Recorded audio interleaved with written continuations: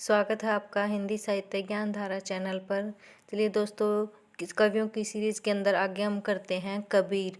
पीछे हमने 3-4 वीडियो कर लिए हैं। विद्यापति कर लिया है, अमीर खुसरो और पृथ्वीराज रासो, उनसे क्वेश्चन जरूर बनते हैं। और हमारा सबसे इम्पोर्टेंट है इनमें से भक्ति काल के अंदर कबीर। वो तीनों आदिकाल के कवि थे और ये हैं हमारे कबीर जो कि भक्ति काल के अंदर आते हैं। कबीर के कुछ एक पद लगे हुए हैं हमारे नेट के सिलेबस में, वो तो हमें पढ़ने इम्पोर्टेंट हैं। उसके साथ में इनका जीवन परिचय भी हमारे लिए इम्पोर्टेंट है, जो कि पढ़ने के लिए बहुत ही ज़्यादा ज़रूरी है।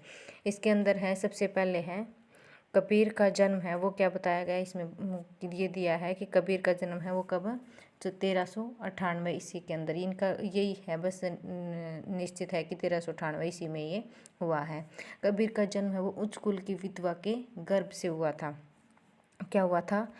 कबीर का जन्म है वो उच्च कुल की विधवा के गर्भ से हुआ था। लेकिन आगे क्या है, उन्होंने क्या कर दिया था, कबीर को जन्म के बाद में लोकापवाद के भय से लहर तारा नामक तालाब के किनारे छोड़ दिया था। और उसके बाद में उनके तालाब के किनारे छोड़ देने के बाद में उनको देख कर उनको घर लेके आए थे। कौन लेके थे? पालन पोषण किया था नीरू नामक जुलाहा और उनकी पत्नी नीमा ने। किसने किया था? नीरू नामक जुलाहा और उनकी पत्नी नीमा ने। आगे है, उनके गुरु थे रामानंद और पुत्र थे कमाल, पुत्री है कमाली और पत्नी है लोई। गुरु इनके रामानंद है जिनके 12 शिष्य थे।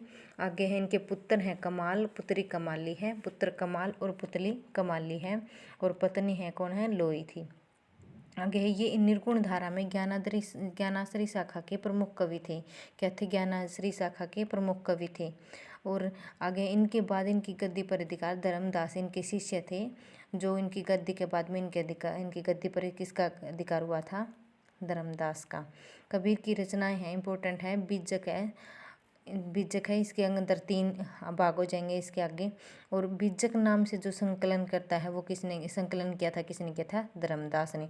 इनकी कबीर की रचनाएं है वो पूरी तरह से खुले तरीके से क्या है वो नहीं हो पाई थी, प्रकाशित नहीं हुई थी, क्योंकि इनकी रचनाएं नहीं थी, बस लिखित पद मिले हैं।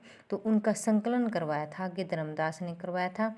और बीजक के 3 भाग बता दिया आगे, साखी, शब्द और रामायणी। इनमें भी सब अलग अलग इनकी भाषाएं हैं। कबीर ग्रंथावली नाम से कबीर के पद है वो किसने संकलित करवाए थे? बाबू श्याम सुंदर दास ने।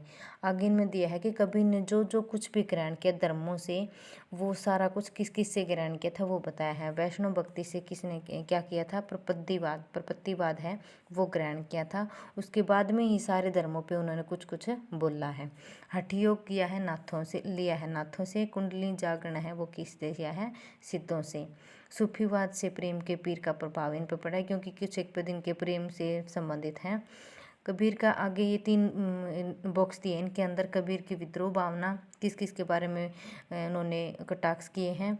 भाव पक्ष विशेषताएं बताई है और कला पक्ष विशेषताएं बताई है। इनमें दिया है कि विद्रोह की भावना में दिया है, तीर्थों का विरोध किया था इन्होंने, मूर्ति पूजा का विरोध किया था, हिंसा का विरोध किया था और जाति पाति का विरोध, सांप्रदायिक का विरोध और सांप्रदायिकता के अंदर हिंदू सांप्रदायिकता का विरोध किया था। इम्पोर्टेंट है।